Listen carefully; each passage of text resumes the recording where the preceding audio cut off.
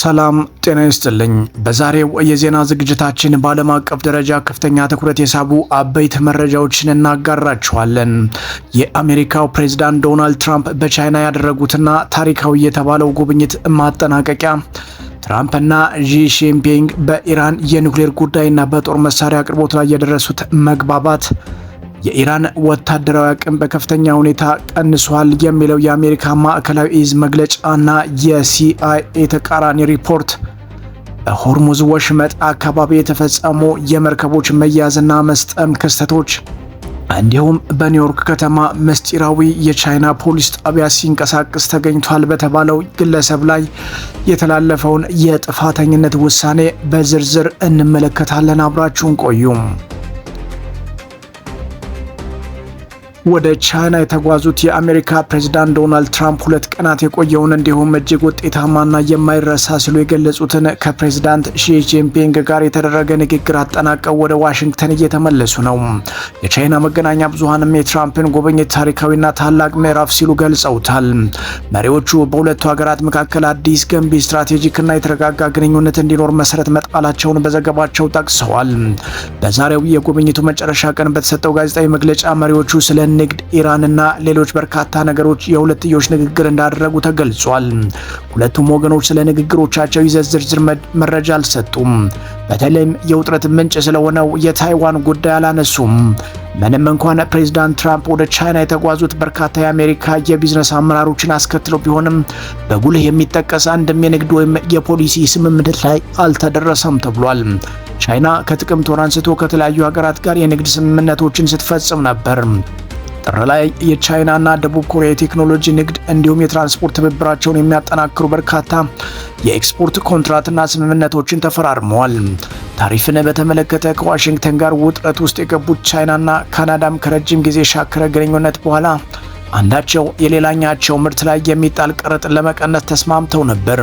ከቀናት በፊትም ቻይና ከኢስዋቲኒ ውጪ በሁሉም የአፍሪካ ሀገራት ምርቶች ላይ የምትጥለውን ቀረጥ አንስታለች። ትራምፕ ሐሙስ ምሽት ጉብኝት ላይ ያሉ በተላለፈ የፎክስ ቲቪ ቃለ መጠይቃቸው ቻይና የአሜሪካን ነዳጅና 200 የቦይንግ አውሮፕላኖችንም ለመግዛት ቃል መግባቷን ተናግረዋል።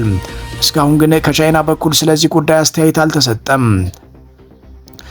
የአሜሪካው ፕሬዝዳንት ዶናልድ ትራምፕ ከቻይናው ፕሬዝዳንት ዢ ጂንፒንግ ጋር ቴህራን የኒውክሌር መሳሪያ ሊኖራት እንደማይገባ መስማማታቸውን ተናግረዋል።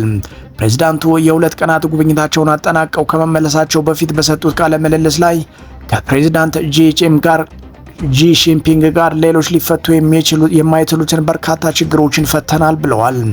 ዶናልድ ትራምፕ ከቻይና አቻቸው ጋር በኢራን ጦርነት፣ በታይዋን፣ በንግድና ሌሎች ጉዳዮች ዙሪያ ተወያይተዋል። ዢ ከፕሬዝዳንት ትራምፕ ጋር ስላደረጓቸው ውይይቶች በዝርዝር የተናገሩት የለም። ኢራን የሆርሙዝ ወሽመጥን የዘጋችው የአሜሪካና እስራኤል በጥምረት በመሆን ጦርነት ከከፈቱባት በኋላ ነው። የሆርሙዝ ወሽመጥ መዘጋት የዓለም የኢነርጂ አቅርቦት ላይ መስተጓጉልን በመፍጠር የዋጋ ንረት አስከትሏል።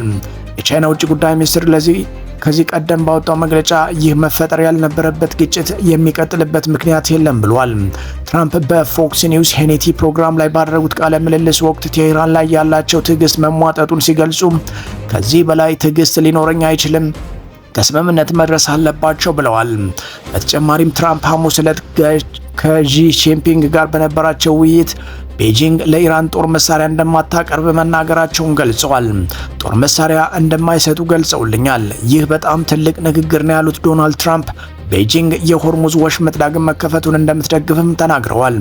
ትራምፕ ከፎክስ ኒውስ ጋር በነበራቸው ቃለ ምልልስ ወቅት ድጋፍ ሲባል ከኛ ጋር ጦርነት ላይ ይሳተፋሉ ወይንም ሌላ ማለት አይደለም ካሉ በኋላ የጦር መሳሪያ እንደማይሰጡ ነግረውኛል። ይህ ትልቅ ነገር ነው ብለዋል። ትራምፕ በተጨማሪም ቻይና የሆርሙዝ የባህር ወሽመጥ ዳግም እንዲከፈት እንደምትፈልግ እንደነገሯቸው ገልጸው ምክንያቱም ቤጂንግ ከፍተኛ መጠን ያለው የነዳጅ ዘይት የምትገዛው ከቀጣናው ሀገራት ነው ብለዋል።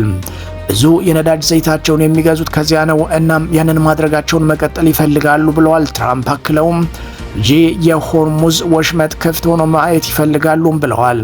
ፕሬዝዳንት ከስምምነት ላይ ተደርሶ ማየት ይፈልጋል። በማንኛውም መንገድ መርዳት የምትችል ከሆነ ድጋፍ ለማድረግ ዝግጁ ነኝ ብለዋል። ያን ያህል የነዳጅ ዘይት የሚገዛ ማንኛውም አካል የሆነ ግንኙነት እንደሚኖረው እርግጥ ነው። ነገር ግን የሆርሙዝ ወሽመጥ ክፍት ሆኖ ማየት ይፈልጋል ሲሉ አክለዋል። የቻይና ባለስልጣናት ትራምፕ በሰጡት አስተያየት ዙሪያ እስካሁን ድረስ ያሉት ነገር የለም። የቻይና ውጭ ጉዳይ ሚኒስቴር ሁለቱ ፕሬዝዳንቶች ስለተነጋገሩባቸው ጉዳዮች ባወጣው መግለጫ ላይ ኢራንም ሆነች የሆርሙዝ ወሽመጥ አልተጠቀሱም። መግለጫው ሁለቱ መሪዎች በዋና ዋና ዓለም አቀፍና ቀጣናዊ ጉዳዮች፣ የመካከለኛው ምስራቅ ሁኔታ፣ የዩክሬን ቀውስና ከኮሪያ ባህረ ገብ ዙሪያ ሀሳብ ተለዋውጠዋል ይላል። ፎክስ ኒውስ ከፕሬዝዳንቱ ጋር ካደረገውና ቀንጭቦ ባስተላለፈው ቃለ ምልልስ ላይ ትራምፕ የቻይናው መሪ ሰፊ የምጣኔ ሀብት ትብብር ከአሜሪካ ጋር ለማድረግ መስማማታቸውን ገልጸዋል። ይህም የአሜሪካ አኩሪ አተርን፣ የአሜሪካን ነዳጅና የተፈጥሮ ጋዝን እንዲሁም ቦይንግ አውሮፕላን መግዛት ያካትታል። 200 አውሮፕላኖችን ሊገዙ ነው። ያ ትልቅ ነገር ነው። ቦይንግ 150 ነበር የፈለገው፣ 200 አግኝቷል ሲሉ ለፎክስ ኒውስ ተናግረዋል። ይህ ቁርጠኝነት ይመስላል፣ ከመግለጫ በላይ ይመስላል፣ እውነተኛ ቁርጠኝነትም ይመስላል ብለዋል ለፎክስ ኒውስ። ፎክስ ኒውስ ቀደም ብሎ ባስተላለፈው ዜና ላይ የቻይናው መሪ ዢ ቦይንግ 737 ማክስ አውሮፕላኖችን ለመግዛት መስማማታቸውን ትራምፕ እንደተናገሩም ዘግቧል። ሌላ በኩል ኢራን ጎረቤቶቿንና የአሜሪካ ጥቅም ያለባቸው ስፍራዎችን ስጋት ውስጥ ለመክተት ያላት አቅም በዋሽንግተን ጥቃት ምክንያት በከፍተኛ መጠን እንደቀነሰ የአሜሪካ ከፍተኛ ወታደራዊ አዛዥ መናገራቸውን ሮይተርስ ዘግቧል። የአሜሪካ ማዕከላዊ እዝ አዛዥ አድሚራል ብራድ ኩፐር በፈጸሙት ጥቃቶች ምክንያት የኢራን መከላከያ ኢንዱስትሪ 90 በመቶ ወደ ኋላ መመለሱን ገልጸዋል። ወታደራዊ አዛዡ ይህን ያሉት የተለያዩ መገናኛ ብዙሃን የአሜሪካ የስለላ መረጃን መሰረት አድርገው ባወጡት ዘገባ የኢራን የሚሳይል ክምችት ፕሬዝዳንት ዶናልድ ትራምፕ በሚገልጹት ደረጃ ጉዳት እንዳልደረሰበት ከዘገቡ በኋላ ነው። የአሜሪካው ጋዜጣ ዋሽንግተን ፖስት ኢራን አሁንም ከፍተኛ የባሊስቲክ ሚሳይል አቅም እንዳላት የሲአይኤ ሪፖርትን ጠቅሶ ባወጣው ዘገባ አስነብቦ ነበር። ኢራን ከጦርነቱ በፊት ከነበሯት ተንቀሳቃሽ ሚሳይል ማስወንጨፊያዎች 75 በመቶውን እንዲሁም ከሚሳኤል ክምችቱ 70 በመቶውን አሁንም እንደያዘች ተገልጿል። የዜና ወኪሉ ሮይተርስም ኢራን ከምድር ስር ባሉ ተቋማት ከፍተኛ የሚሳኤልና የድሮን ክምችት እንዳላት ዘግቦ ነበር። ሮይተርስ ዛሬ ያወጣው ዘገባ እንደሚያሳየው የአሜሪካ ማዕከላዊ እዝ አዛዡ አድሚራል ብራድ ኩፐር እነዚህ ዘገባዎችን በቀጥታ ጠቅሰው ምላሽ ከመስጠት ተቆጥበዋል። ይሁን እንጂ በሴኔት ኮሚቴ በነበረው ስብሰባ ላይ ኢራን በከፍተኛ ደረጃ የወረደች ስጋት ናት ብለዋል። ከአሁን ወዲህም ከዚህ ቀደም ማድረግ ይችሉት በነበረው መንገድ በሁሉም ዘርፍ ቀጣናዊ አጋሮች ወይም አሜሪካ ላይ ስጋት አይጥሉም ብለዋል። ወታደራዊ አዛዡ አክለውም ያሁን በኋላ ኢራን በቀጣናው የሚገኙ ዋነኛ አጋሮቿ ለሆኑት ሄዝቦላ፣ ሁቲና ሐማስ መሳሪያ እንዲሁም ሌሎች ሀብቶችን ማስተላለፍ እንደማትችል መናገራቸውን ዘገባው ያሳያል። እነዚህ የማስተላለፊያ መንገዶችና ዘዴዎች ተቆርጠዋልም ብለዋል።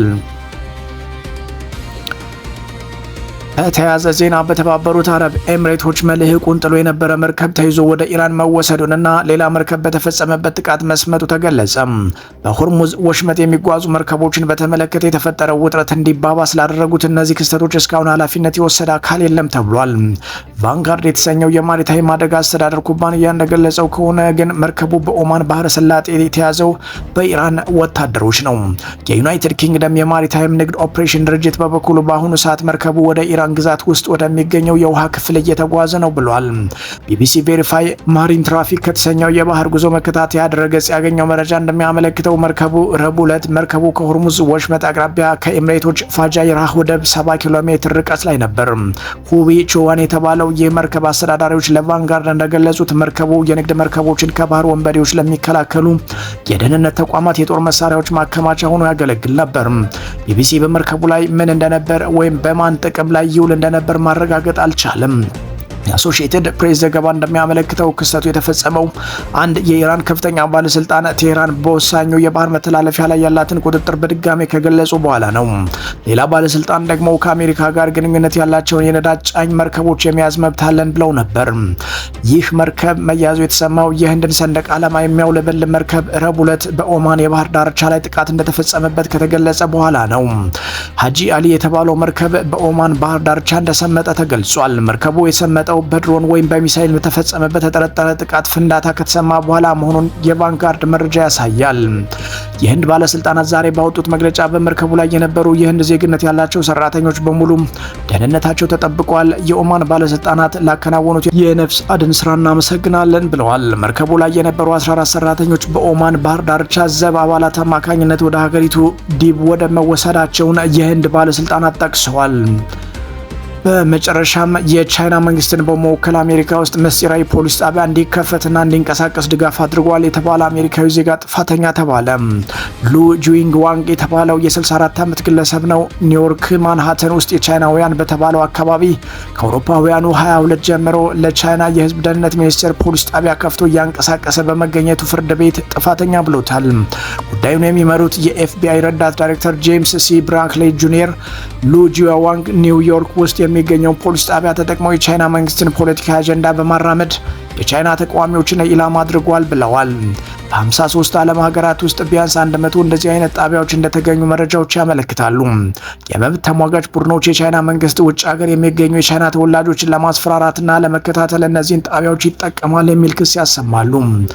ጣቢያዎቹ አሜሪካ ውስጥ የሚገኙ የዲሞክራሲ ደጋፊ አክቲቪስቶችን ለመለየት እንደሚውሉም ይናገራሉ። ቻይና ስፍራዎቹ ፖሊስ ጣቢያ ናቸው መባላቸውን ታስተባብላለች። እነዚህ የአገልግሎት ጣቢያዎች የሚሰሩት ውጭ ሀገር ለሚገኙ ቻይናውያን አስተዳደራዊ አገልግሎቶችን ለማቅረብ እንዲሁም እንደሆነ በመግለጽ ራሷን ተከላክላለች። ፍርድ ቤት የቀረበው ሉ ጂዋንግ ከዚህ አይነቱ ጣቢያ ጋር በተገናኘ በተከፈተበት ህገወጥ የቻይና መንግስት ወኪል ሆኖ መንቀሳቀስና ተያያዥ መረጃዎችን በማጥፋት ፍትህን የማስተጓጎል ክሶች ጥፋተኛ ሆኖ ተገኝቷል። የጥፋተኝነት ውሳኔ የተላለፈው የቻይና ህገ ወጥ ወኪል በመሆን ክስ የተመሰረተባቸው የካሊፎርኒያ ገዢ ስልጣን በለቀቁ በቀናት ልዩነት ነው። የኒውዮርክ ፌዴራል ፍርድ ቤት ውሳኔውን ከማስተላለፉ በፊት ለሳምንት ጉዳዩን ሲመለከት ቆይቷል። ክስ የቀረበበት የኒውዮርክ ከተማ ነዋሪ እስከ 30 ዓመት ድረስ ሊፈረድበት እንደሚችል አቃቤ ህግ ገልጿል። የተወደዳችሁ ተመልካቾቻችን ለዛሬ ያዘጋጀናቸው መረጃዎች እነዚህ ነበሩ። የዜናዎቹ ዝርዝር ይዘትና ወቅታዊ ሁኔታዎች እንዳያመልጣችሁ ቻናላችንን ሰብስክራይብ በማድረግና የደውል ምልክቷን በመጫን ቤተሰብ ይሁኑ። አስተያየት ካላችሁ ከታች ባለ ኮሜንት መስጫ ሳጥን አስፍሩልን። ለተከታተላችሁን እናመሰግናለን። ጤና ይስጥልን።